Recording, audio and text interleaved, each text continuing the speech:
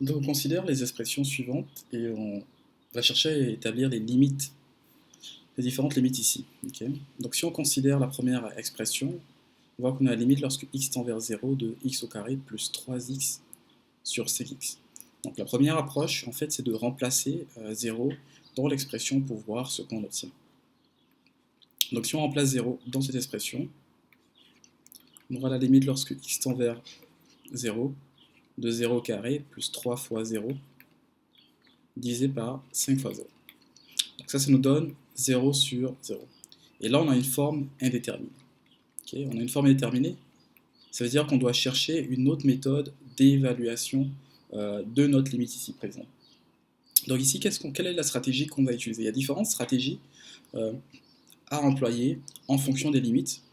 Ici, en fait, la stratégie qu'on va utiliser, c'est de mettre en évidence ici un x. Okay, on voit qu'on peut mettre en évidence un x au numérateur et au dénominateur. Donc, j'ai la limite lorsque x tend vers 0 de x au carré plus 3x. Au numérateur, si je fais mettre en évidence un x, j'aurai x facteur de x plus 3. Si je fais sortir un x également au dénominateur, j'ai x facteur de 5 ici. Okay, 5 ici.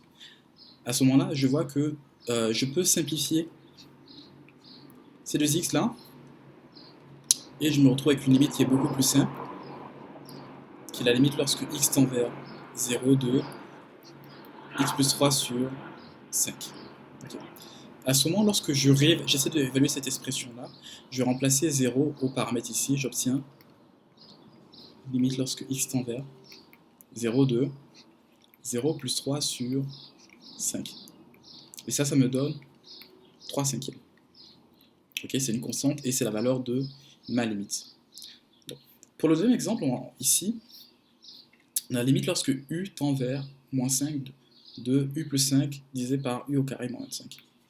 Donc la limite lorsque x tend vers moins 5 de u plus 5 divisé par u au carré moins 25.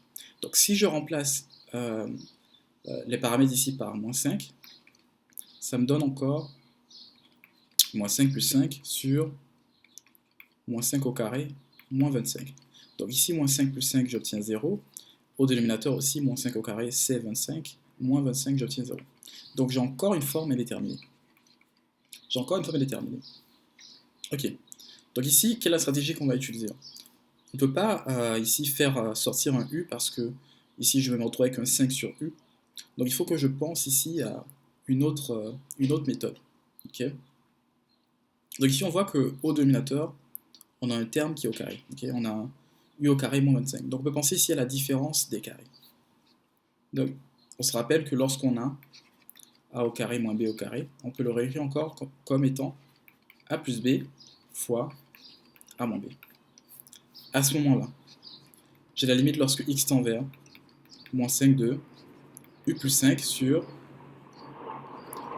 u plus 5 fois u moins 5. Et là, je peux simplifier mon u plus 5 ici, et je me retrouve avec la limite lorsque x tend vers moins 5 de 1 sur u moins 5. Okay.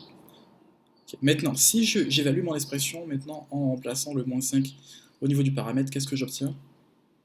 J'obtiens 1 sur moins 5, 1 sur moins 5 ici, moins 5 ici, donc ça me donne 1 sur moins 10 ou encore moins 1 dixième.